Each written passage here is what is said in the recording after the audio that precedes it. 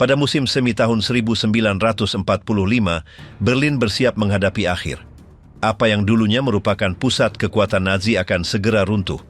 Pasukan Soviet, setelah maju tanpa henti dari timur, sudah berada di depan Oder, siap untuk merebut ibu kota. Reich kehabisan sekutu, bala bantuan, dan jalan keluar.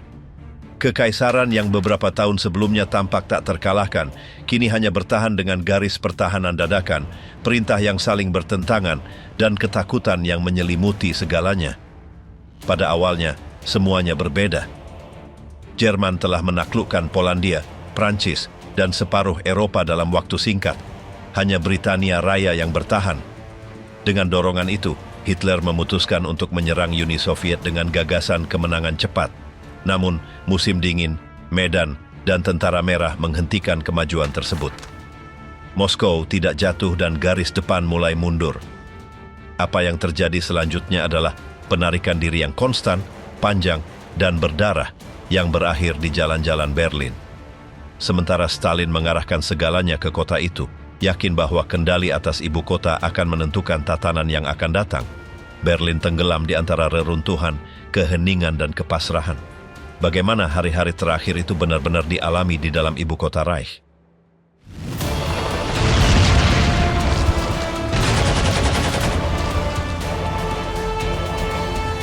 Rencana diam Stalin, Yalta menyegel nasib Berlin sebelum tembakan pertama. Pada hari-hari pertama bulan Februari tahun 1945, para pemimpin kekuatan sekutu utama berkumpul di sebuah istana yang bobrok di dekat pantai Laut Hitam. Franklin D. Roosevelt, Winston Churchill, dan Iosif Stalin berbagi meja di Livadia untuk mencoba menentukan bagaimana Eropa akan diatur ulang setelah perang berakhir. Konferensi Yalta tidak hanya bertujuan untuk menetapkan kondisi perdamaian, tetapi juga mengungkapkan ketegangan di antara sekutu, kepentingan pribadi, dan ketakutan tentang apa yang akan terjadi selanjutnya. Meskipun secara resmi dicari konsensus, niat individu menandai dinamika pembicaraan, dan dalam kasus pemimpin Soviet, pandangannya tertuju pada sebuah kota yang telah menjadi simbol kekuasaan musuh, Berlin. Stalin tiba di Yalta dengan posisi yang kuat. Tentara merahnya maju tak terbendung dari timur dan pasukannya sudah berada di dekat jantung Jerman.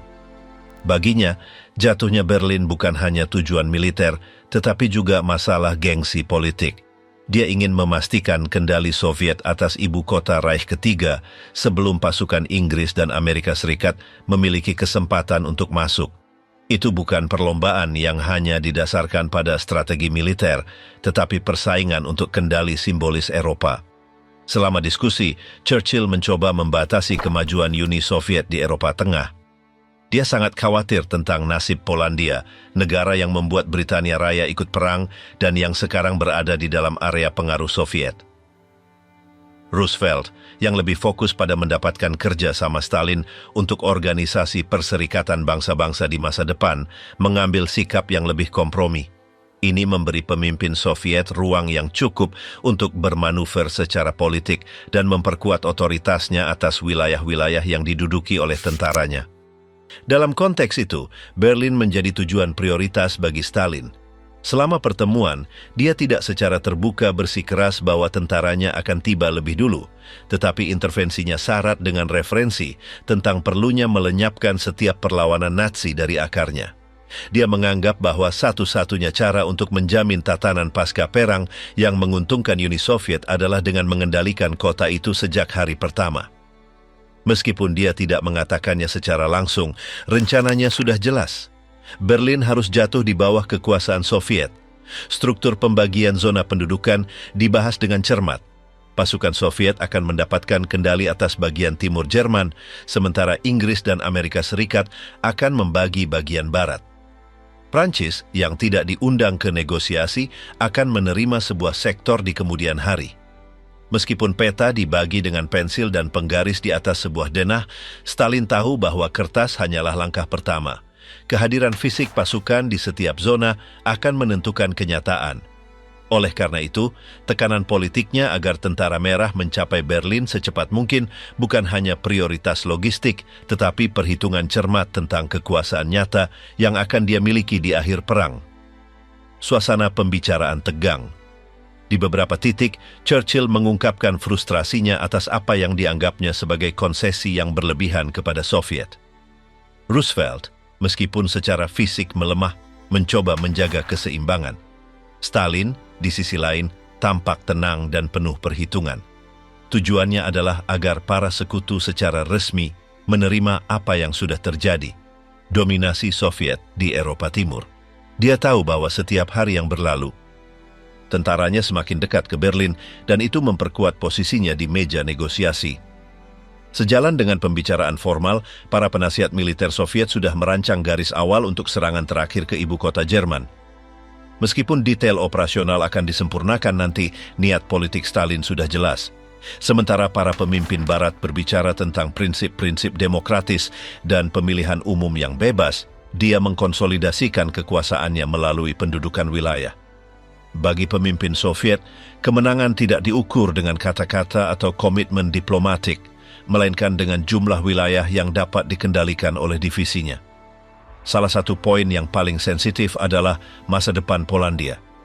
Churchill menekan agar pemerintah Polandia di pengasingan diakui, sementara Stalin membela otoritas rezim pro-Soviet yang didirikan di Lublin.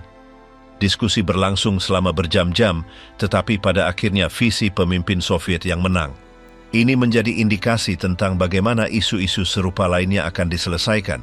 Siapapun yang memiliki lebih banyak kekuasaan di lapangan, dialah yang akan memutuskan. Dan itu termasuk tentu saja Berlin. Obsesi Stalin terhadap ibu kota Reich ketiga memiliki banyak dimensi. Pada tingkat politik, dia perlu menunjukkan bahwa Uni Soviet adalah pemenang perang yang sebenarnya di Eropa. Pada tingkat ideologis, dia ingin sepenuhnya menghapus citra Nazisme dari pusatnya.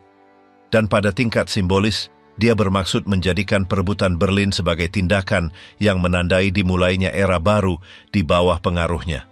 Untuk mencapainya, dia bersedia mengerahkan semua sumber daya yang diperlukan tanpa mempedulikan biayanya.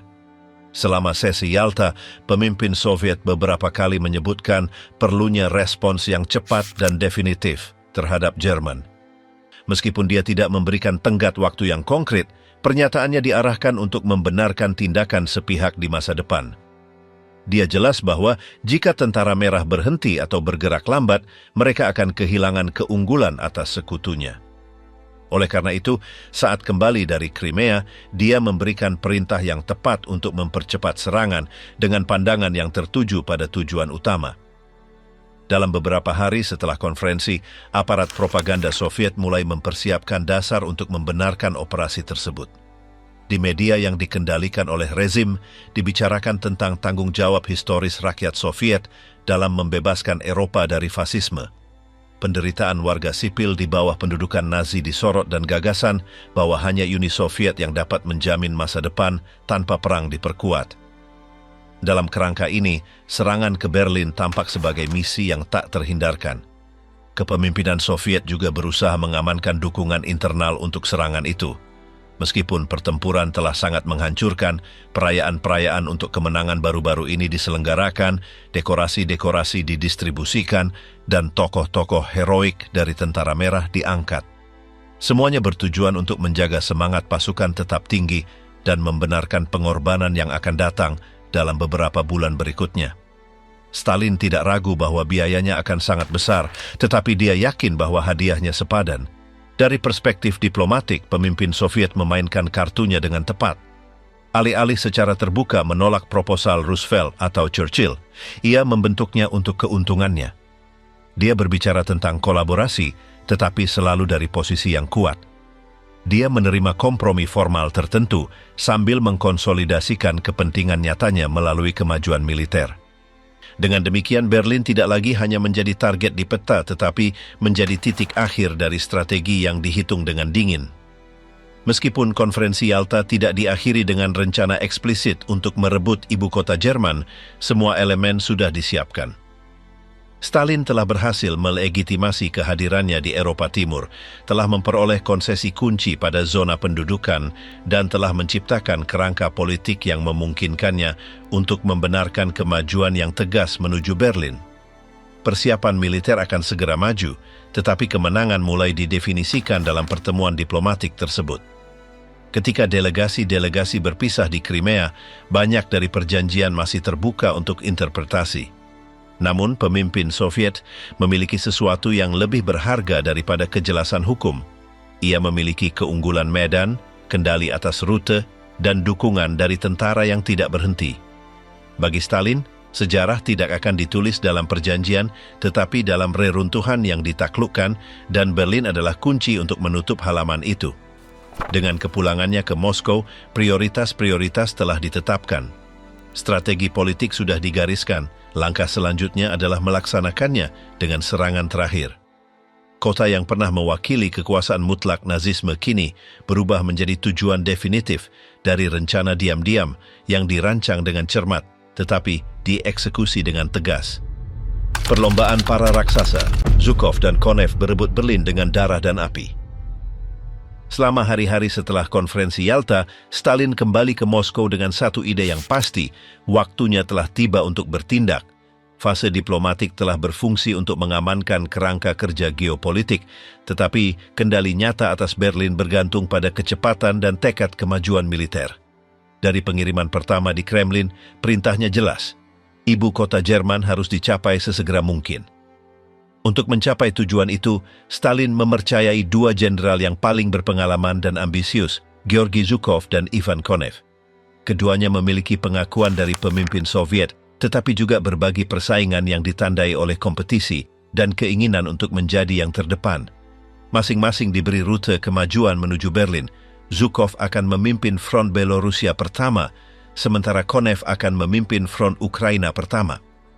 Geografi bagaimanapun menempatkan keduanya pada garis konvergensi yang mungkin di atas ibu kota Jerman yang segera menjadi lahan sengketa diam-diam. Meskipun tampaknya mereka bekerja untuk tujuan yang sama, masing-masing berusaha menjadi yang pertama mengibarkan bendera Soviet di jantung Reich ketiga. Persaingan ini didorong oleh tekanan dari Stalin, menyebabkan keputusan yang terburu-buru dan serangan dengan biaya manusia yang tinggi. Medan di pinggiran Berlin menyajikan rintangan yang luar biasa. Salah satu area yang paling dibentengi adalah garis Silo di sebelah timur ibu kota. Zhukov, yang bertekad untuk maju dengan cepat, memerintahkan serangan frontal pada tanggal 16 April tahun 1945. Meskipun memiliki keunggulan numerik yang signifikan, pasukannya menghadapi perlawanan yang tak terduga kuat dari pertahanan Jerman. Medan yang berawa, ditambah dengan kabut tebal dan persiapan yang kurang di beberapa sektor, mempersulit koordinasi dan memperlambat kemajuan. Serangan itu, jauh dari kemenangan cepat, menjadi salah satu episode paling mahal dalam hal nyawa yang hilang. Sementara itu, Konev maju dari selatan, memanfaatkan konsentrasi pasukan musuh yang lebih rendah di rutenya. Frontnya berhasil mengatasi pertahanan dengan kecepatan yang lebih besar dan mulai bergerak ke arah barat daya kota. Stalin mengamati perkembangan kedua serangan, memicu persaingan dengan memungkinkan kedua jenderal bersaing secara terbuka untuk masuk ke Berlin. Dia tidak menetapkan batas area yang jelas atau memerintahkan koordinasi yang ketat yang memperkuat ketegangan dan rasa urgensi di antara kedua komandan. Angka korban selama hari-hari ini sangat mengkhawatirkan. Meskipun jumlah pastinya bervariasi di antara sumber, ada pembicaraan tentang puluhan ribu tentara Soviet yang tewas atau terluka hanya dalam upaya untuk menembus garis Silo. Zhukov, ditekan oleh kalender politik dan militer, mempertahankan serangan sampai berhasil membuat celah yang signifikan. Namun, biayanya sangat tinggi sehingga bahkan di dalam komando tinggi, ada diskusi tentang keputusan yang diambil selama pertempuran itu.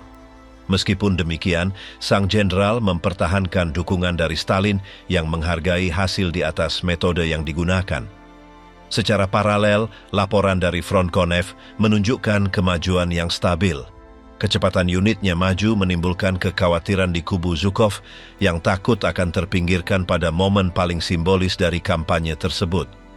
Tekanan ini berpindah ke perwira lapangan yang mengintensifkan serangan mereka dan memaksa pergerakan tanpa perencanaan yang memadai. Gagasan bahwa yang pertama tiba di Berlin akan tercatat dalam sejarah sebagai pemenang definitif perang di Eropa membebani setiap keputusan. Struktur komando Soviet meskipun kaku memungkinkan tingkat inisiatif lokal tertentu. Ini berarti bahwa komandan tingkat menengah harus membuat keputusan cepat dalam situasi kacau, seringkali tanpa komunikasi penuh dengan tingkat yang lebih tinggi. Hasilnya adalah serangan yang, meskipun efektif dalam kemajuan teritorialnya, ditandai oleh improvisasi dan kebrutalan. Saat pasukan mendekati pinggiran ibu kota, persaingan antara front semakin intensif. Di Moskow, Stalin menerima laporan konstan tentang kemajuan para jenderalnya. Meskipun secara resmi dia tidak memihak siapapun, komentarnya mengisyaratkan preferensi tertentu untuk siapapun yang mencapai hasil yang paling terlihat. Ambiguitas ini berfungsi sebagai insentif bagi kedua front untuk melanjutkan pergerakan mereka tanpa jeda. Bagi pemimpin Soviet, kecepatan sangat penting. Setiap hari yang berlalu meningkatkan risiko bahwa pasukan Barat akan memperpendek jarak dari Barat. Meskipun ada perjanjian sebelumnya, dia tahu bahwa kendali efektif atas kota itu bergantung pada siapa yang mendudukinya terlebih dahulu. Di peta operasi, rute menuju Berlin saling bersilangan dan tumpang tindih. Unit-unit Soviet dalam banyak kasus tidak jelas apa batas tindakan masing-masing front. Ini menyebabkan gesekan operasional dan bahkan beberapa konfrontasi kecil antara formasi dari tentara yang sama. Namun, urgensi untuk mencapai tujuan bersama menjaga fokus pada tujuan utama. Kemajuan berlanjut dan pertahanan Jerman meskipun tangguh di titik-titik kunci mulai runtuh di bawah tekanan konstan. Pada tanggal 19 April, setelah beberapa hari pertempuran tanpa henti, Zhukov akhirnya berhasil melewati garis Silo. Jalan menuju Berlin terbuka dari timur. Konev, di sisi lain, telah mencapai tepi sungai Spree dari selatan. Kedua front sudah berada di posisi dari mana mereka dapat melancarkan serangan terakhir. Meskipun masih ada pertempuran yang harus dilawan, terutama di daerah pinggiran, jatuhnya kota itu adalah masalah hari. Selama hari-hari itu, ketegangan di dalam komando tinggi Soviet meningkat. Dibahas siapa yang berhak mengkoordinasikan gerakan terakhir, siapa yang akan melaporkan ke Moskow lebih dulu, dan apa narasi resmi yang akan disebarkan setelah kemenangan. Meskipun prioritasnya adalah kekalahan definitif musuh, dalam praktiknya setiap keputusan syarat dengan implikasi pribadi dan politik. Stalin tahu itu dan membiarkannya. Persaingan antara Zhukov dan Konev jauh dari menjadi masalah, adalah alat lain untuk mempercepat penaklukan Berlin. Bagian akhir dari serangan itu adalah kombinasi dari strategi militer, ambisi pribadi, dan tekanan politik. Tidak ada ruang untuk kesalahan atau waktu untuk keraguan. Setiap jenderal ingin menjadi yang pertama melewati garis akhir, dan mereka tahu bahwa penilaian sejarah akan bergantung pada langkah-langkah terakhir itu. Rute-rute telah digariskan, batalion-batalion bergerak, dan ibu kota Jerman semakin dekat. Apa yang dimulai sebagai serangan yang direncanakan dari kantor telah berubah menjadi perlombaan tanpa kembali antara dua raksasa tentara Soviet. Tentara hantu, sukarelawan asing yang menjaga Berlin. Di tengah kekacauan yang menandai minggu-minggu terakhir Reich ketiga, satu jenis kombatan tertentu muncul di antara reruntuhan, sukarelawan asing yang merupakan bagian dari divisi-divisi Waffen-SS. Berbeda dari tentara reguler Jerman, unit-unit ini terdiri dari pria yang berasal dari berbagai negara di Eropa dan, dalam beberapa kasus, bahkan dari wilayah lain.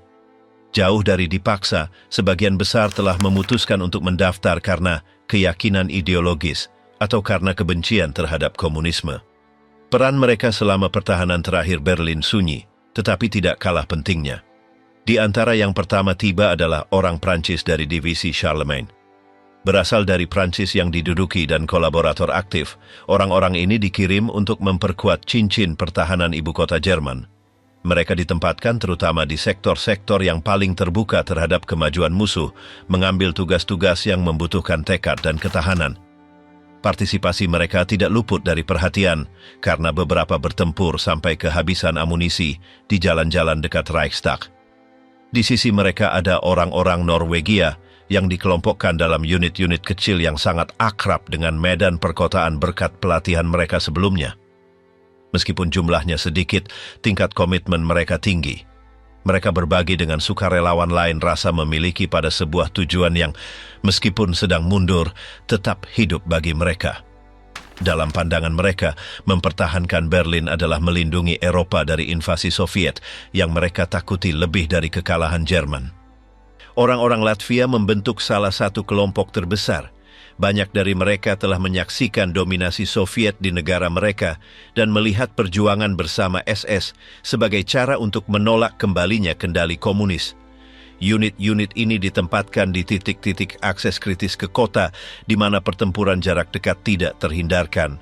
Organisasi mereka relatif otonom, meskipun mereka berkoordinasi dengan pasukan Jerman lainnya untuk menghindari retakan dalam garis pertahanan. Tidak kalah relevan adalah partisipasi orang Spanyol, mantan anggota Divisi Biru atau sukarelawan ideologis yang tetap tinggal di Eropa Tengah setelah penarikan unit mereka. Meskipun jumlahnya terbatas, mereka ditugaskan untuk tugas-tugas berisiko tinggi. Beberapa beroperasi di bangunan-bangunan strategis, sementara yang lain berfungsi sebagai penghubung antara berbagai posisi. Pengetahuan mereka tentang bahasa Jerman dan pengalaman mereka sebelumnya memberi mereka keuntungan tertentu dalam pertukaran taktis. Pasukan ini memiliki nasib yang sama. Beroperasi di bawah komando langsung SS tanpa terintegrasi ke dalam komando konvensional Wehrmacht. Kehadiran mereka menimbulkan ketegangan di antara berbagai cabang militer, tetapi pada hari-hari terakhir konflik, perbedaan-perbedaan itu dikesampingkan di hadapan kebutuhan untuk menghentikan kemajuan musuh. Tujuannya adalah untuk mempertahankan kendali atas zona-zona kunci di dalam kota, seperti pintu masuk ke terowongan, stasiun kereta api, dan akses ke pusat pemerintahan. Profil ideologis para kombatan ini beragam tetapi bertepatan pada satu titik. Semua menolak komunisme.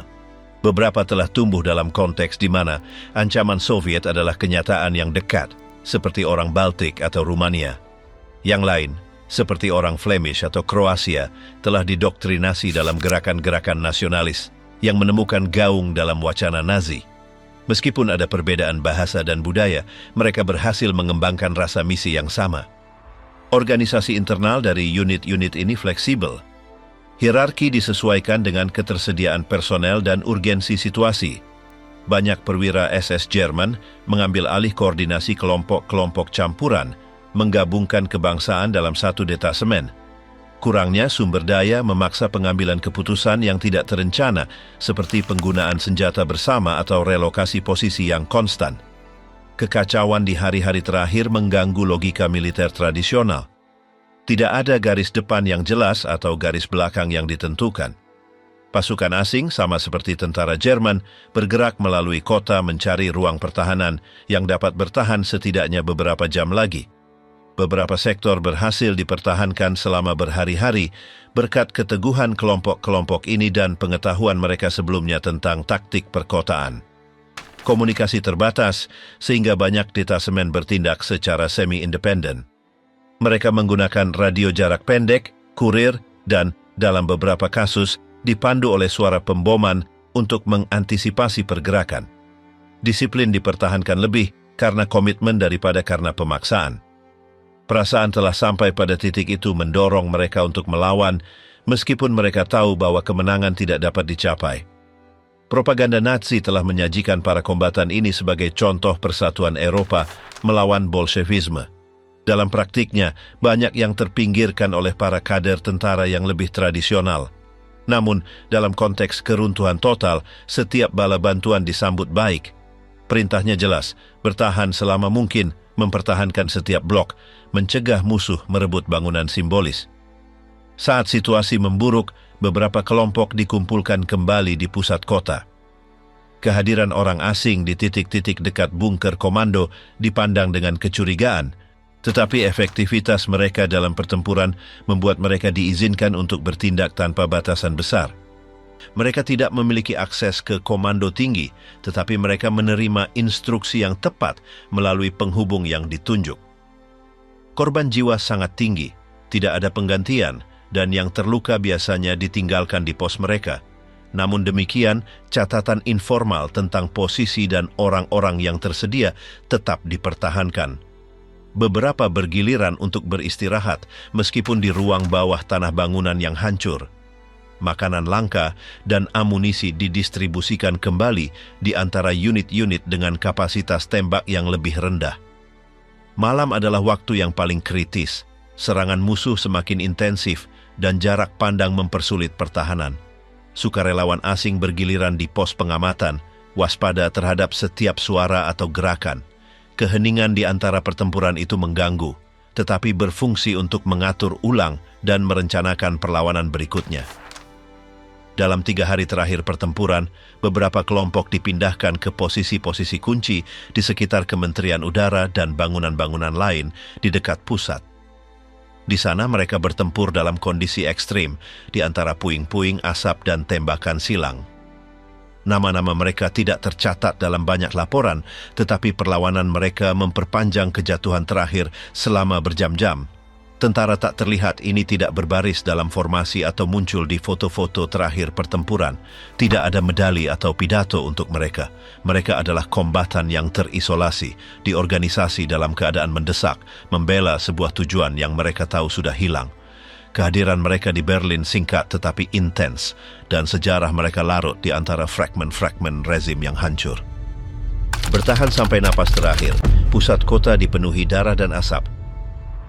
Jalan-jalan di Berlin berubah menjadi medan pertempuran tanpa batas yang ditentukan, di mana setiap struktur yang runtuh menawarkan kesempatan defensif dan setiap sudut menyembunyikan ancaman yang mungkin.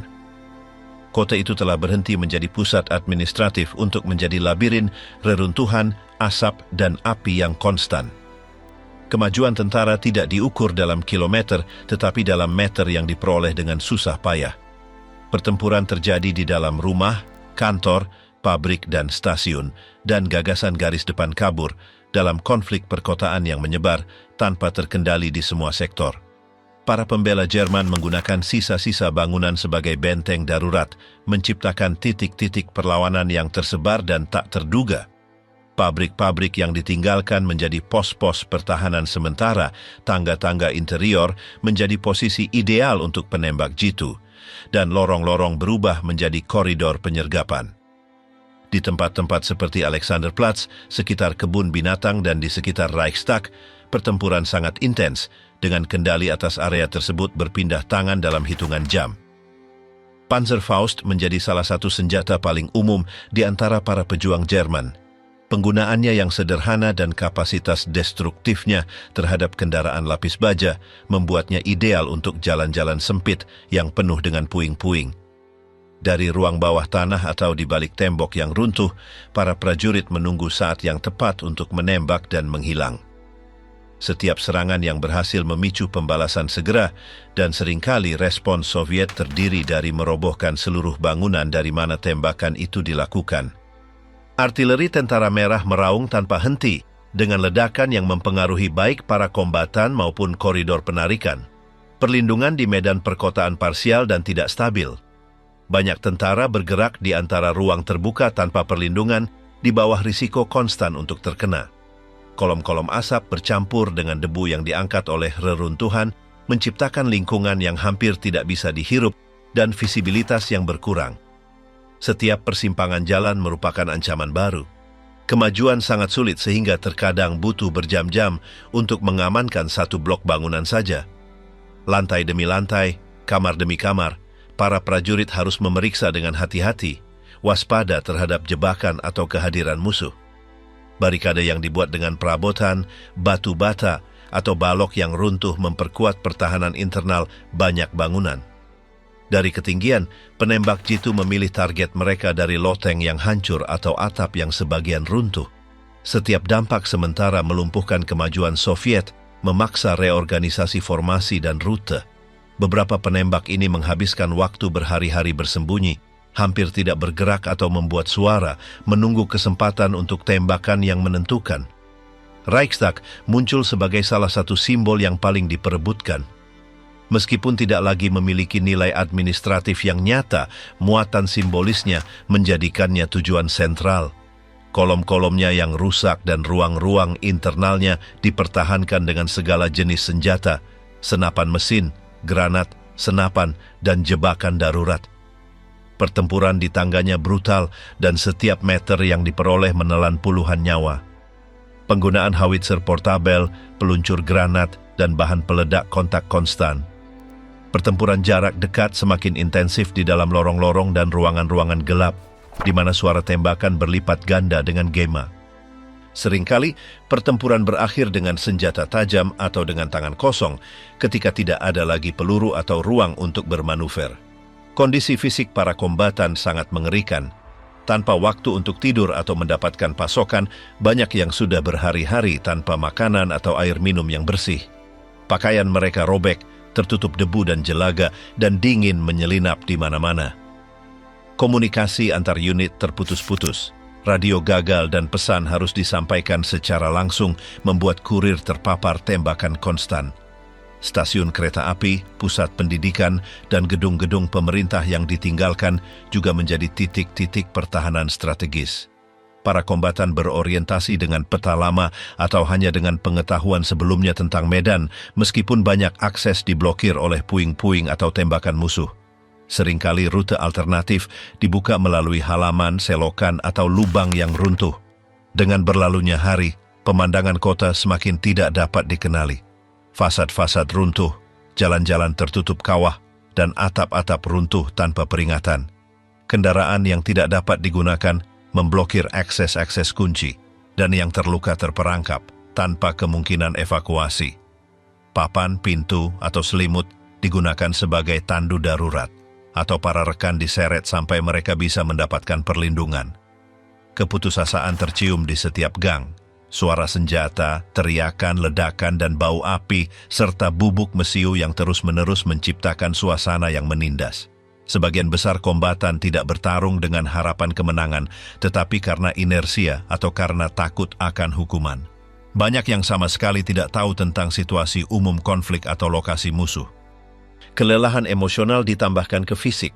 Kecemasan dari pengeboman malam, kelelahan ekstrim, dan isolasi membuat banyak orang memasuki keadaan yang hampir otomatis. Ada tentara yang tidak berbicara dengan siapapun selama berhari-hari, yang tetap di pos mereka seperti robot, menunggu perintah yang mungkin tidak akan pernah datang. Akhir pertempuran tidak terjadi secara seragam.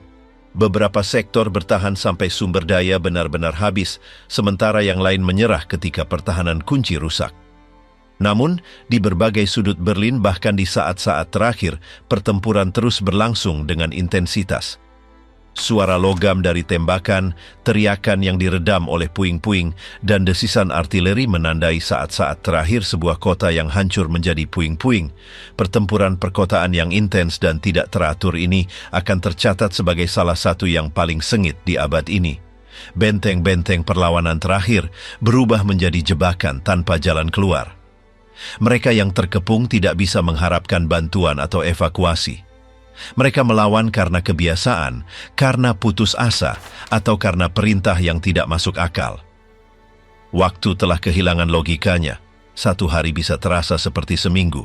Di antara debu dan mayat, beberapa menulis catatan tergesa-gesa atau mencoret-coret pesan di dinding, tahu bahwa tidak akan ada kesempatan lain. Terowongan tanpa jalan keluar metro yang menelan ribuan orang di bawah Berlin. Sistem metro Berlin yang awalnya dirancang untuk menghubungkan jutaan orang di masa damai berubah menjadi skenario kekacauan yang tak terduga selama minggu-minggu terakhir perang. Di tengah-tengah kehancuran kota, terowongan-terowongan gelap ini mulai dipenuhi oleh para kombatan yang lelah, seluruh keluarga yang mencari perlindungan, dan para perwira tanpa komunikasi yang jelas. Bawah tanah menjadi pilihan terakhir bagi mereka yang mencoba melarikan diri dari tembakan silang di permukaan tanpa menyadari bahwa tempat perlindungan itu akan segera menjadi jebakan yang mematikan. Galeri-galeri dan lorong-lorong yang menghubungkan stasiun-stasiun diduduki secara darurat. Tidak ada rencana evakuasi atau kendali terpusat atas pintu masuk dan keluar. Kereta-kereta telah berhenti beroperasi, tetapi relnya digunakan untuk bergerak dengan berjalan kaki. Beberapa peron begitu penuh sehingga hampir tidak ada ruang untuk duduk. Keluarga-keluarga berdiam dalam kelompok-kelompok, dikelilingi oleh koper, selimut, dan bungkusan. Dinding-dinding bergetar dengan setiap ledakan yang jauh dan lantai bergetar di bawah kaki. Lampu-lampu berkedip atau padam dan oksigen mulai menipis seiring berjalannya waktu. Rumor beredar dengan cepat. Beberapa berbicara tentang serangan bawah tanah Soviet yang akan segera terjadi, yang lain menyebutkan sabotase yang direncanakan oleh pihak berwenang Jerman sendiri. Gagasan banjir besar dimulai sebagai bisikan yang sedikit dipercaya, tetapi semakin kuat di antara mereka yang menyadari kenaikan permukaan air yang lambat namun konstan. Apa yang dimulai sebagai genangan air di sudut berubah menjadi aliran yang turun dari zona yang lebih tinggi. Tidak ada konsensus yang jelas tentang asal-usul pasti dari bencana tersebut. Beberapa sumber menunjukkan bahwa pintu air dibuka karena kesalahan, yang lain bahwa itu adalah tindakan yang disengaja untuk menghentikan kemajuan musuh melalui bawah tanah. Bagaimanapun konsekuensinya segera terasa. Air dengan cepat membanjiri terowongan-terowongan utama, menyeret barang-barang, mayat dan sisa-sisa infrastruktur. Stasiun-stasiun yang paling rendah berada di bawah beberapa meter air dalam hitungan menit. Kebingungan di antara mereka yang hadir sangat total, tidak ada yang tahu kemana harus pergi atau kemana harus melarikan diri. Anak-anak menangis, orang tua pingsan, dan yang terluka yang telah dipindahkan ke sana untuk keselamatan sepenuhnya terperangkap. Beberapa mencoba berenang atau naik tangga ke permukaan hanya untuk menemukan jalan keluar yang diblokir atau area yang dibom. Para kombatan yang mundur ke pusat kota juga terkena dampaknya. Ada pasukan Jerman yang berkumpul kembali di stasiun-stasiun kunci, tetapi meluapnya air mengacaukan rencana mereka. Banyak dari mereka terpaksa meninggalkan posisi dan peralatan. Di tengah kepanikan, prioritas-prioritas berubah. Bukan lagi masalah perlawanan, tetapi kelangsungan hidup. Diperkirakan beberapa ribu orang tenggelam atau mati karena terhimpit selama saat-saat pertama banjir bawah tanah. Angka-angka pastinya tidak pernah dikonfirmasi karena banyak mayat tidak pernah ditemukan. Mereka yang berhasil melarikan diri berbicara tentang adegan-adegan yang tak tertahankan. Orang-orang yang saling mendorong dalam kegelapan, teriakan-teriakan yang padam di bawah air, dan pintu-pintu logam yang tertutup tanpa kemungkinan untuk dibuka. Beberapa sektor metro bertahan lebih lama. Di sana para pengungsi membuat barikade dengan apapun yang mereka temukan, bangku, papan, perabotan yang diselamatkan dari jalan. Lorong-lorong disegel dengan selimut basah atau potongan-potongan kayu, mencoba menghentikan masuknya air. Tapi itu adalah upaya putus asa. Cairan merembes melalui celah, naik melalui saluran pembuangan, turun melalui tangga, dan membentuk arus di dalam gerbong yang berhenti. Situasi memburuk karena kurangnya komunikasi. Tidak ada radio yang beroperasi atau perwira yang bertanggung jawab yang dapat mengorganisir evakuasi teratur. Setiap kelompok bertindak sendiri dan keputusan diambil secara instan. Beberapa orang memilih untuk tinggal dan menunggu permukaan air turun. Yang lain memutuskan untuk bergerak meskipun itu berarti harus keluar ke permukaan di tengah-tengah pengeboman. Sangat sedikit yang berhasil tanpa konsekuensi. Rute pelarian membingungkan. Banyak pengungsi tidak tahu tata letak metro yang sebenarnya. Mereka berjalan melalui bagian-bagian gelap tanpa tahu apakah mereka menuju ke pintu keluar atau ke bagian yang sudah banjir. Beberapa dipandu oleh suara atau arus air, yang lain hanya mengikuti kelompok terdekat yang mereka miliki, berharap seseorang tahu kemana harus pergi. Pada titik-titik tertentu, keputusasaan menyebabkan keputusan ekstrim. Adegan dilaporkan di mana seluruh kelompok memaksa masuk ke pintu yang diblokir, merobohkan pintu, atau merusak dinding tipis dengan alat darurat. Semua dengan harapan menemukan udara atau jalan alternatif. Kadang-kadang upaya itu hanya mengarah ke area yang lebih berbahaya. Kelembaban menjadi musuh tambahan. Penyakit mulai menyebar di antara mereka yang tinggal di bawah tanah. Luka tidak dapat diobati dengan benar, makanan langka, dan air minum tidak mungkin ditemukan. Banyak yang mulai mengigau karena kelelahan dan kurangnya oksigen. Beberapa orang yang selamat mengatakan bahwa kegelapan adalah hal yang paling menakutkan. Tidak melihat wajah orang-orang di sampingmu, tidak tahu apakah langkah selanjutnya akan membawamu ke air atau ke jurang. Suara-suara terdistorsi dan orientasi mudah hilang. Ada yang berteriak nama anggota keluarga dan yang lain merespons dengan salah dari ujung lain, menciptakan kebingungan. Konsekuensi dari bencana itu tidak terbatas pada saat itu juga. Berhari-hari kemudian, ketika permukaan sudah diambil alih dan pertempuran mereda, pekerjaan pemulihan metro mengungkapkan besarnya tragedi itu. Gerbong-gerbong mengambang, dinding-dinding yang runtuh, dan ratusan mayat yang tidak teridentifikasi. Pihak berwenang membutuhkan waktu berminggu-minggu untuk membersihkan beberapa bagian, yang lain ditinggalkan sepenuhnya. Dampak psikologisnya juga mendalam. Bagi banyak orang Berlin, metro berubah dari ruang sehari-hari menjadi tempat yang terkait dengan ketakutan dan kematian. Beberapa tidak pernah menggunakannya lagi, bahkan bertahun-tahun kemudian. Kisah-kisah itu diturunkan dari generasi ke generasi, dan episode banjir bawah tanah itu terukir sebagai salah satu yang paling gelap dalam ingatan kota. Di tengah-tengah terowongan yang tergenang, beberapa kombatan yang telah kehilangan kontak dengan atasan mereka mencoba membuat titik-titik pertemuan baru. Isolasi dan ketidakmungkinan untuk menerima perintah menyebabkan keputusan-keputusan yang tidak menentu. Kelompok-kelompok yang terdiri dari 10-15 orang mundur ke sektor-sektor yang sebagian kering menunggu perintah balik yang tidak akan pernah datang. Demoralisasi semakin dalam ketika mereka menemukan bahwa jalan kembali sepenuhnya terhalang. Metro tidak hanya berubah menjadi jebakan, tetapi juga penjara. Selain itu, banjir sepenuhnya memotong rute-rute transportasi bawah tanah yang strategis yang para komandan harapkan tetap beroperasi. Dalam keputusasaan mereka, beberapa unit mencoba memompa air tanpa berhasil.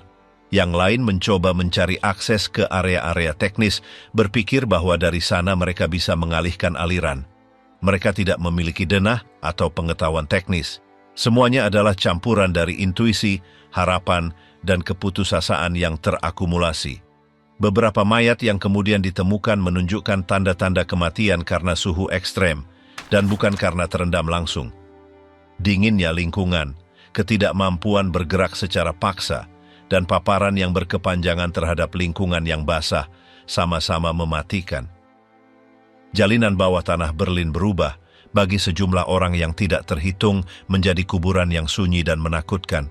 Setiap zona yang tergenang menunjukkan keruntuhan total sebuah kota tanpa arah dari sebuah rezim yang runtuh dari dasar-dasarnya yang paling dalam. Tubuh sebagai batasan, buku harian seorang wanita yang hancur. Kedatangan tentara merah di Berlin secara radikal mengubah realitas ribuan wanita Jerman. Kota itu berada di ambang keruntuhan tanpa struktur pertahanan yang efektif atau koordinasi militer.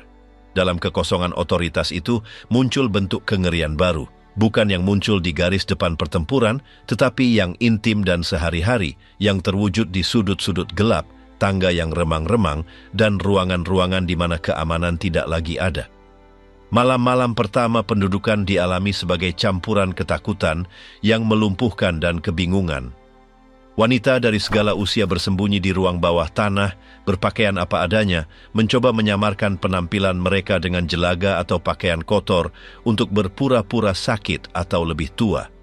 Rumor menyebar dengan cepat di antara lorong-lorong. Mereka yang ditemukan seringkali dilecehkan tanpa memandang usia, kondisi fisik, atau keadaan kesehatan. Ancaman itu tidak datang dengan tanda yang terlihat atau perintah resmi, melainkan diselimuti oleh kekacauan mutlak sebuah kota yang terombang-ambing. Dalam lingkungan yang tidak bersahabat itu, buku harian seorang wanita yang hidup di hari-hari itu menjadi salah satu kesaksian paling keras dan paling mengungkapkan tentang keruntuhan manusia. Ditulis tanpa kata-kata bombastis, tanpa dramatisme yang tidak perlu, itu secara kasar mencerminkan kekosongan emosional yang menguasai banyak orang. Setiap entry adalah contoh perjuangan konstan untuk mempertahankan martabat di tengah-tengah penghinaan. Kekerasan seksual menjadi hal yang lumrah. Itu bukan hanya masalah fisik, tetapi penghancuran sistematis terhadap tubuh dan identitas. Apa yang tadinya merupakan kota yang terorganisir berubah menjadi skenario ketakutan yang konstan.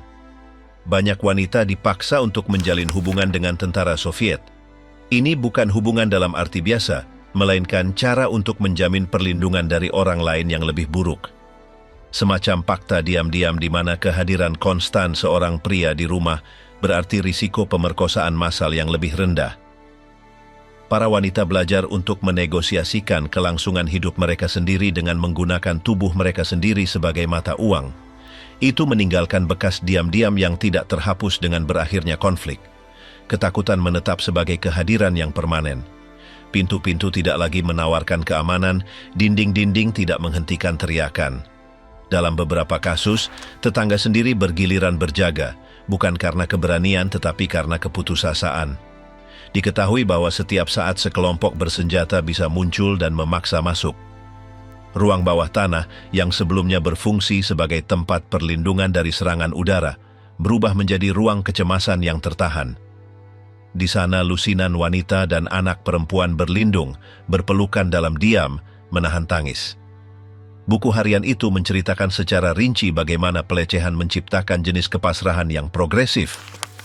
Awalnya banyak yang melawan, bersembunyi atau mencoba bernegosiasi. Tetapi, seiring berjalannya hari kelelahan fisik dan mental, membuat mereka menerima kekerasan itu sebagai bagian dari rutinitas. Bahasa buku harian itu berubah, beralih dari kejutan menjadi kekecewaan, dan kemudian menjadi kedinginan yang diperhitungkan. Narator tidak lagi bertanya mengapa, tetapi kapan itu akan terjadi lagi, dan jam menjadi musuh yang menandai saat-saat di mana dia harus merendahkan suara, menghindari tatapan langsung, atau menyiapkan makanan untuk tentara yang telah menetap di rumah. Hal yang paling mengganggu bukan hanya kekerasan, tetapi kurangnya alternatif. Tidak ada tempat untuk meminta bantuan. Otoritas Jerman telah menghilang atau sama lumpuhnya dengan penduduk sipil. Para penjajah baru tidak membedakan antara kombatan dan warga sipil. Dalam ketiadaan total keadilan atau perlindungan itu, wanita Jerman terpapar pada bentuk perang tanpa nama yang tidak dilawan dengan senapan, melainkan dengan tindakan-tindakan dominasi dan ketundukan sehari-hari. Beberapa wanita berusaha melarikan diri ke daerah pedesaan, meskipun aksesnya dipenuhi pos-pos pemeriksaan. Beberapa memilih untuk menyamar sebagai orang tua, berpura-pura sakit fisik, atau mengambil peran sebagai pembantu rumah tangga. Tidak ada strategi yang menawarkan jaminan. Ancaman untuk diserahkan selalu ada, karena tetangga yang sama yang sebelumnya berbagi makanan bisa menjadi informan, didorong oleh ketakutan atau kepentingan. Ketakutan pada akhirnya meniadakan alasan apapun. Hubungan yang dipaksakan dengan tentara tidak selalu mengambil bentuk kekerasan secara terbuka. Terkadang mereka disajikan sebagai gerakan kebaikan. Beberapa tentara menawarkan persediaan, janji perlindungan, atau rokok. Namun, dasar dari interaksi ini tidak berubah, hubungan yang tidak setara, yang dikondisikan oleh posisi dominan penjajah. Wanita itu, tanpa kemungkinan nyata untuk membuat keputusan, menerima dengan satu-satunya tujuan untuk tetap hidup yang menambahkan beban rasa bersalah pada penderitaan yang sudah terakumulasi. Keheningan adalah alat yang paling umum. Apa yang terjadi tidak dibicarakan bahkan di antara teman-teman atau di lingkungan keluarga. Tanda-tanda fisik disembunyikan di bawah pakaian sementara perasaan terkubur bersama puing-puing kota. Banyak yang tidak pernah membicarakannya lagi. Beberapa memilih untuk menulis, seperti yang dilakukan oleh penulis buku harian itu. Namun, bahkan di halaman-halaman itu celah-celah tetap ada. Hari-hari tanpa catatan, kalimat-kalimat yang terputus, pikiran yang tidak pernah selesai. Kelangsungan hidup emosional dibangun di atas dasar rutinitas. Menyiapkan teh, merapikan puing-puing, merawat tetangga. Setiap gerakan sehari-hari menjadi tindakan perlawanan yang sunyi. Beberapa wanita mulai membuat daftar. Apa yang ada, apa yang hilang, apa yang harus dilakukan keesokan harinya. Itu bukan karena organisasi, tetapi karena kebutuhan akan kendali. Ketika semuanya runtuh, menulis daftar adalah cara untuk menegaskan diri. Dalam beberapa kasus, para wanita membentuk komunitas kecil saling membantu. Makanan dibagikan, pintu masuk diawasi, giliran dibuat untuk menjaga anak-anak. Itu adalah cara agar tidak menjadi gila, untuk menjaga perasaan bahwa ada sesuatu yang masih manusiawi. Tetapi bahkan jaringan-jaringan itu rapuh. Cukup satu teriakan, satu kunjungan tak terduga, agar semuanya runtuh lagi. Buku harian itu juga berbicara tentang rasa bersalah. Tidak hanya yang mereka rasakan karena telah selamat, tetapi yang datang dari mengingat bagaimana beberapa waktu lalu, beberapa telah diuntungkan oleh rezim. Ada kesadaran yang tidak nyaman bahwa perang itu juga telah didorong oleh banyak warga biasa. Dan sekarang, harganya dibayar oleh tubuh para wanita. Gagasan itu melintas di pikiran tanpa perlu diucapkan. Seiring berjalannya minggu, narator mengembangkan pandangan yang jauh. Tidak ada lagi keterkejutan dari suara atau kejutan dari ancaman. Semuanya menjadi ritual. Dia belajar kapan harus berbicara dan kapan harus diam. Gerakan apa yang harus dihindari, kata-kata apa yang harus digunakan. Naluri bertahan hidup menjadi satu-satunya pendorong. Bahkan saat-saat kelembutan, jika ada, ditandai oleh kecurigaan dan ketakutan. Wanita yang lebih tua mencoba melindungi yang muda. Mereka menyamarkan mereka, menyembunyikan mereka, membuat mereka berpura-pura menjadi pelayan atau anak perempuan yang sakit. Dalam beberapa kasus mereka berhasil. Dalam kasus lain, semuanya berakhir dengan teriakan dan pintu yang rusak. Siklus itu berulang lagi dan lagi. Buku harian seorang wanita yang hancur bukanlah kesaksian heroik. Tidak ada prestasi atau tindakan pemberontakan yang terbuka. Apa yang ada adalah perlawanan yang diam, strategi diam-diam agar tidak menyerah sepenuhnya, dan ada rasa sakit yang tidak mencari penghiburan, melainkan pemahaman. Kesaksian itu memperoleh kekuatannya justru karena itu, karena tidak melebih-lebihkan, tidak memperindah, tidak mendramatisasi. Itu adalah suara langsung dari jurang, sebuah suara yang berbicara tentang apa yang banyak dialami dan sedikit yang bisa ceritakan. Sebuah suara yang, terlepas dari ketakutan, memutuskan untuk menulis. Cara menulis itu tidak teratur dan terkadang sulit diikuti, berfungsi sebagai cerminan emosional dari kota yang hancur dari dasarnya. Setiap bagian dari buku harian itu mencerminkan apa yang ribuan orang diamkan, apa yang tidak pernah bisa mereka tulis. Saat membacanya, seseorang tidak hanya memahami apa yang terjadi, tetapi juga merasakan keheningan yang dibagikan semua orang, beban internal yang dibawa banyak orang, cara perlawanan tanpa ada yang melihat atau mengakuinya. Bahkan ketika pendudukan berakhir, hari-hari itu tetap hadir di mata, di kebiasaan, di cara mengekspresikan diri. Apa yang tidak diucapkan membebani suasana, rasa sakit bergerak tanpa disebutkan namanya. Buku harian itu tetap sebagai bukti bahwa seseorang ada di sana, bahwa seseorang mengalaminya, bahwa dia berhasil terus maju, meskipun dia tidak akan pernah sama lagi. Tindakan terakhir kekuasaan Nazi. Bunker di bawah Kanselir Berlin, tempat Adolf Hitler berlindung di hari-hari terakhir Reich ketiga, bukan hanya tempat perlindungan serangan udara, itu menjadi panggung terakhir dari keputusan-keputusan putus asa, fakta-fakta terakhir, dan ritual-ritual yang disiapkan dengan cermat. Sementara kota itu hancur di bawah tembakan musuh, di dalam ruang bawah tanah itu akhir kekuasaan Nazi disegel. Tidak ada perpisahan publik atau kata-kata khidmat. Semuanya dieksekusi dengan presisi, hampir seolah-olah mereka mengikuti naskah, tahu bahwa mereka menyaksikan penutupan periode yang suram.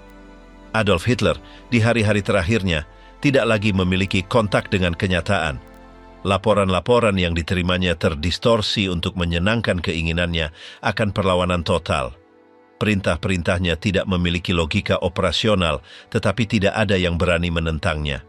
Bunker itu berfungsi dengan rutinitas yang dipaksakan, jadwal makan, dokumen yang dia tanda tangani, dan pertemuan tanpa arti militer.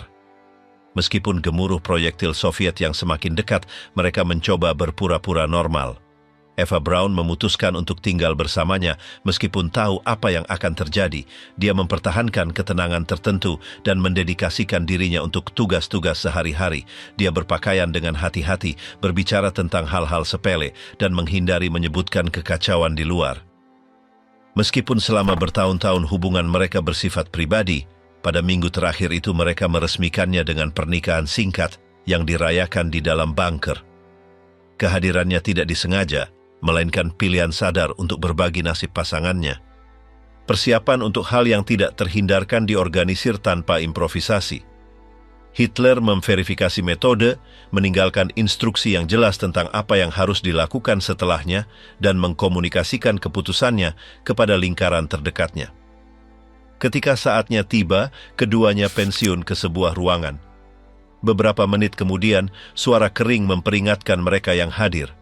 Ketika mereka masuk, mereka menemukan adegan seperti yang telah direncanakan, tanpa saksi atau kata-kata. Di ruang bawah tanah yang sama, Joseph dan Magda Goebbels juga mengambil keputusan yang akan menghubungkan mereka dengan hasil dari lingkungan tertutup itu. Dia memilih untuk tetap di kota, menerima konsekuensi. Dia yakin bahwa anak-anaknya tidak akan cocok di dunia yang tidak lagi berbagi kepercayaan dengan apa yang telah mereka besarkan, bertindak dengan tekad yang meresahkan. Dia pertama-tama menggunakan obat penenang untuk menidurkan mereka dan kemudian di tengah keheningan mutlak memastikan bahwa mereka tidak akan bangun. Apa yang terjadi direkonstruksi beberapa waktu kemudian dari kesaksian tidak langsung diselimuti dalam suasana padat yang tidak ada yang mengganggu. Selama hari-hari itu, suasana di dalam bunker menjadi lebih padat. Percakapan singkat, syarat dengan ketegangan. Beberapa mencari jalan keluar, sementara yang lain menerima apa yang akan datang. Di antara mereka yang tetap tinggal, kesetiaan terpecah-pecah. Himmler dipandang sebagai pengkhianat karena mencari negosiasi. Bormann terus berada di sana, meskipun nasib akhirnya masih belum pasti. Ada pembicaraan tentang upaya melarikan diri, tetapi tidak ada yang dikonfirmasi dengan pasti. Tempat itu sendiri sesak. Koridor-koridor sempit, ruangan-ruangan sederhana, pencahayaan buatan yang konstan, dan kelembaban yang terus-menerus menciptakan suasana yang menindas. Tidak ada jendela, udara terasa berat dan setiap suara diperkuat. Rutinitas dikurangi seminimal mungkin, makanan tanpa rasa, obrolan tanpa konten, dan jalan kaki singkat. Beberapa mencoba membaca atau menulis, yang lain hanya menunggu.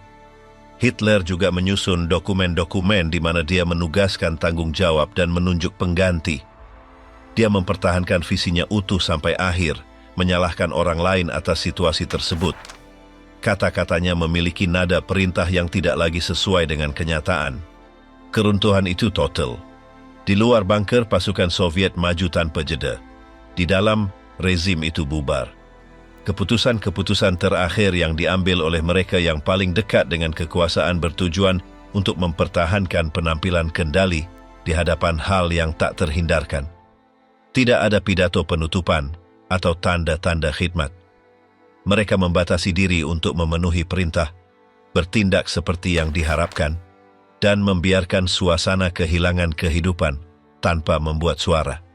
Beberapa anggota staf mencari cara untuk meninggalkan tempat itu tanpa menarik perhatian, mencoba menyelinap keluar tanpa terlihat, sementara yang lain lebih suka bersembunyi dimanapun mereka bisa. Banyak yang memilih untuk tetap diam, menunggu dalam keheningan tanpa mengajukan pertanyaan. Tidak ada harapan atau ruang untuk penebusan. Hasil akhirnya adalah cerminan dari bertahun-tahun keputusan yang tertutup dan tidak bisa kembali. Di dinding-dinding itu tidak ada tempat untuk pertimbangan ulang. Hanya ada kelompok kecil yang menghadapi akhir tanpa kemungkinan melarikan diri. Cara semuanya berakhir setia pada gaya yang telah menandai rezim. Langsung, tidak fleksibel, dan tanpa nuansa. Apa yang terjadi adalah bagian dari keputusan yang disengaja, tindakan terakhir yang diambil oleh mereka yang tidak mau menerima penyerahan. Di tempat itu tidak ada perpisahan yang mengharukan atau tindakan simbolis.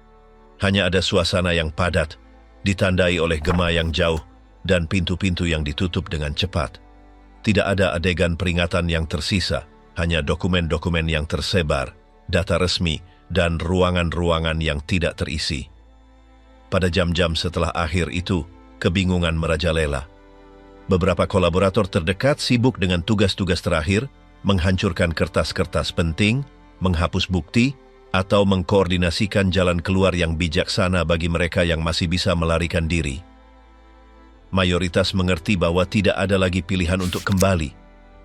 Di antara pangkat yang lebih rendah, beberapa mencoba berintegrasi di antara pasukan biasa, mengadopsi pakaian lain atau menyingkirkan lencana dengan harapan tidak diperhatikan. Di luar suara tidak berhenti dan setiap ledakan membuat tanah bergetar. Jantung Berlin runtuh dengan cepat. Markas besar pemerintah terbakar tanpa kendali sementara udara jenuh dengan asap, debu dan logam cair merembes melalui ventilasi. Dalam kurungan bawah tanah, berlalunya waktu menjadi kabur dan membingungkan. Setiap saat membawa serta tanda baru bahwa semuanya menjadi lebih buruk. Di dalam bunker, lingkaran itu tertutup. Tidak ada rencana alternatif atau strategi untuk kelanjutan rezim. Beberapa mencari cara untuk berkomunikasi dengan apa yang tersisa dari komando militer, tetapi tidak ada lagi saluran yang aman. garis-garis terputus, dan tidak ada yang menjawab. Satu-satunya yang tersisa adalah kepastian bahwa semuanya telah berakhir. Bagi beberapa orang yang berhasil keluar, perjalanan itu singkat. Beberapa ditangkap beberapa meter jauhnya, yang lain tersesat di antara puing-puing. Mayoritas tidak meninggalkan jejak. Apa yang terjadi di bunker hanya tercatat melalui fragmen, laporan yang tersebar, dan kesaksian tidak langsung. Reruntuhan tanpa bendera, ketakutan baru yang merebut Berlin. Setelah keheningan yang ditinggalkan oleh runtuhnya bunker, Berlin tidak bangun dalam damai. Apa yang datang bukanlah gencatan senjata, melainkan pendudukan yang ditandai oleh kekacauan, ketakutan, dan bentuk kendali baru. Bendera-bendera berganti, tetapi reruntuhan-reruntuhan itu tetap berdiri. Dari puing-puing kota yang hancur, dominasi Soviet dimulai, sebuah waktu penangkapan, represi, penjarahan, dan pengawasan. Yang pertama muncul setelah berakhirnya tembakan adalah para perwira NKVD. Mereka tidak membawa bantuan atau roti, melainkan daftar. Mereka mencari anggota partai Nazi, simpatisan, kolaborator, atau hanya orang-orang yang dicurigai. Penangkapan-penangkapan itu segera terjadi. Seringkali tanpa pengadilan, tanpa interogasi, tanpa penjelasan. Pria-pria dikeluarkan dari rumah mereka, dipukuli di jalan atau menghilang di tengah malam. Di setiap blok ada rumor.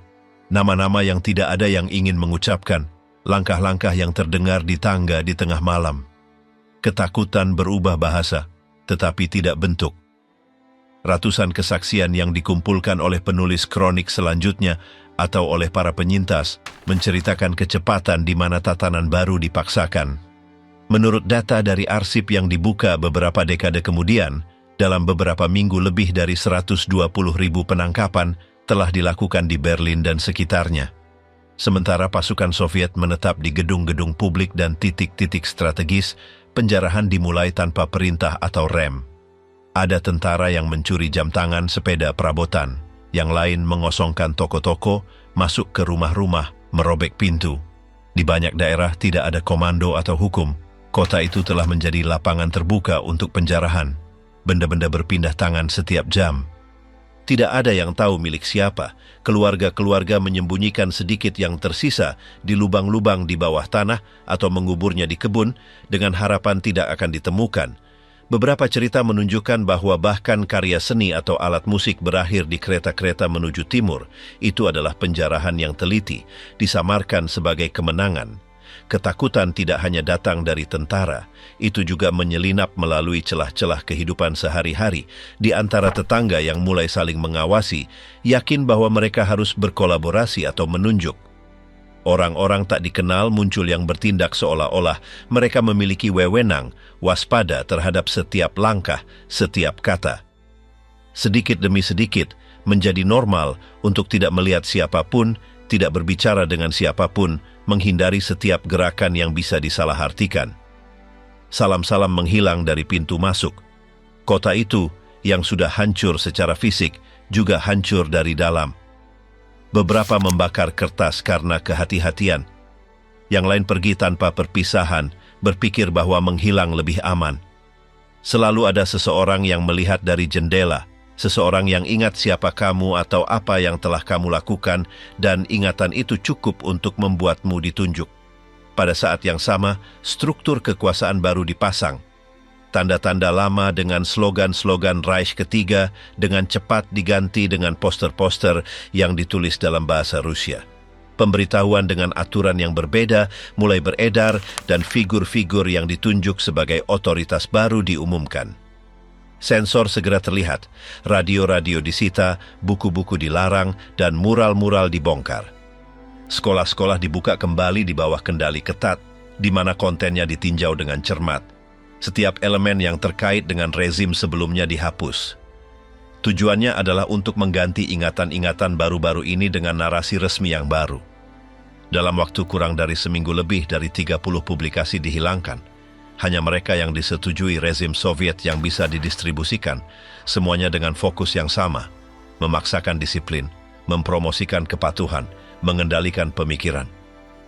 Pemandangan tidak menawarkan jeda, Berlin tertutup puing-puing di mana-mana, jalan-jalan begitu berbeda dari apa yang telah mereka lalui, sehingga tidak ada yang mengenalinya, tram-tram terlihat hangus sepenuhnya, dan banyak fasad hampir tidak berdiri tegak. Di beberapa sektor tidak ada jejak air mengalir, dan listrik hanya muncul sesekali.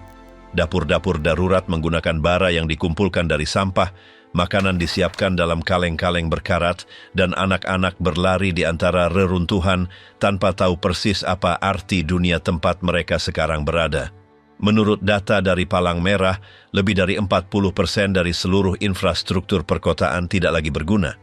Di tengah-tengah skenario itu, pembagian dimulai. Meskipun itu masih satu kota, kekuatan-kekuatan sekutu sudah memikirkan zona-zona pendudukan. Soviet bertindak dengan keuntungan. Mereka berada di medan. Kendali mereka langsung dan cepat. Mereka mulai membangun struktur kekuasaan mereka sendiri dengan orang Jerman yang bersimpati, yang mengulangi slogan-slogan yang didiktekan kepada mereka. Sebuah administrasi paralel dipasang saat negosiasi dengan Inggris, Amerika Serikat, dan Prancis dipersiapkan. Komite, Dewan Lingkungan, dan kelompok-kelompok pengawasan diorganisir yang muncul di mana-mana. Orang-orang didorong untuk melaporkan setiap perilaku yang meragukan dan menunjuk orang lain menjadi tanda komitmen terhadap kekuasaan baru. Partai Komunis Jerman yang sampai saat itu bersifat klandestin, muncul kembali dengan dukungan total. Beberapa mantan militannya mengambil alih posisi-posisi lokal tanpa transisi. Struktur Soviet perlahan-lahan terbentuk, disesuaikan dengan pemandangan yang hancur. Di beberapa daerah bahkan mulai dibicarakan tentang laboratorium sosialisme, seolah-olah setiap lingkungan adalah eksperimen politik yang sedang berlangsung. Salah satu target pertama adalah arsip, kertas-kertas, daftar personel, akta, dan berbagai catatan dibawa pergi. Kepentingan Soviet bukan hanya menghukum, tetapi juga mulai mengendalikan. Mereka ingin tahu segalanya. Siapa yang melakukan apa, kapan, dan di mana. Ini bukan hanya tentang balas dendam, tetapi tentang membangun kekuasaan yang didasarkan pada data, nama, dan latar belakang. Dokumen-dokumen mulai bernilai lebih dari banyak senjata.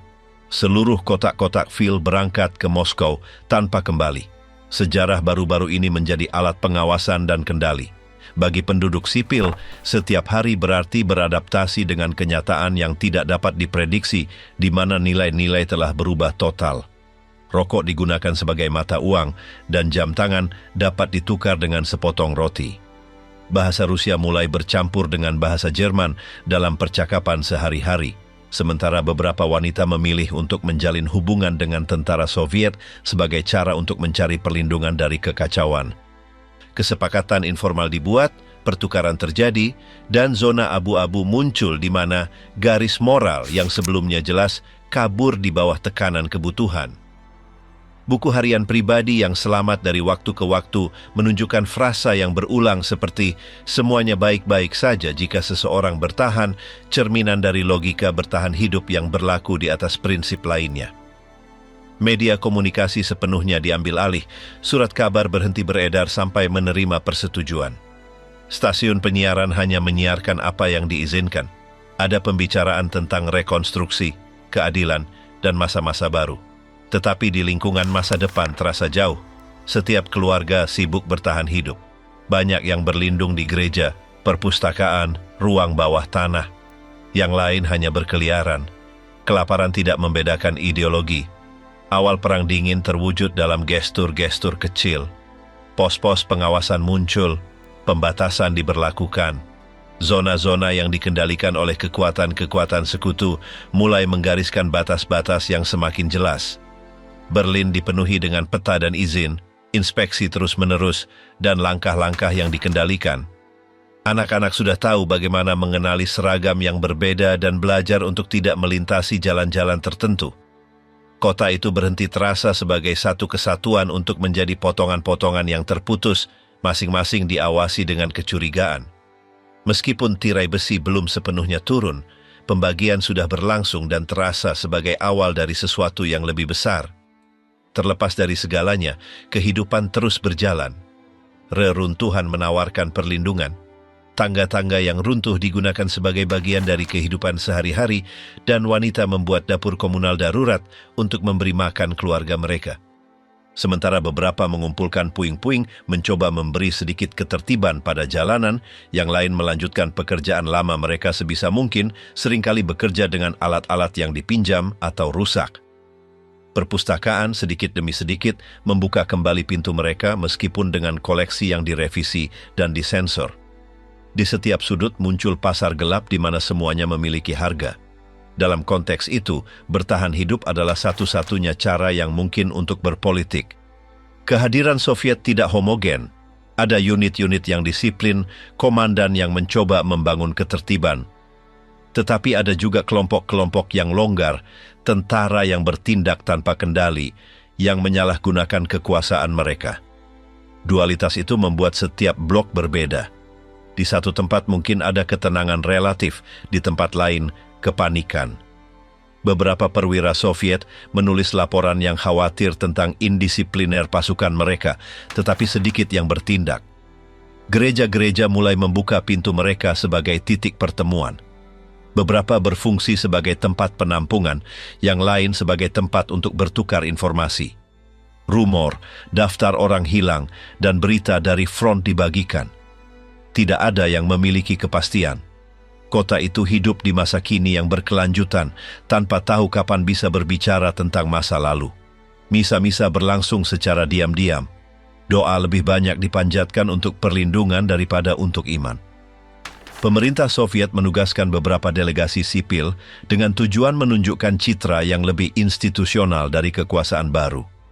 Kantor-kantor layanan publik didirikan, pamflet dengan aturan-aturan didistribusikan, dan pemberitahuan-pemberitahuan yang meniru normalitas diorganisir.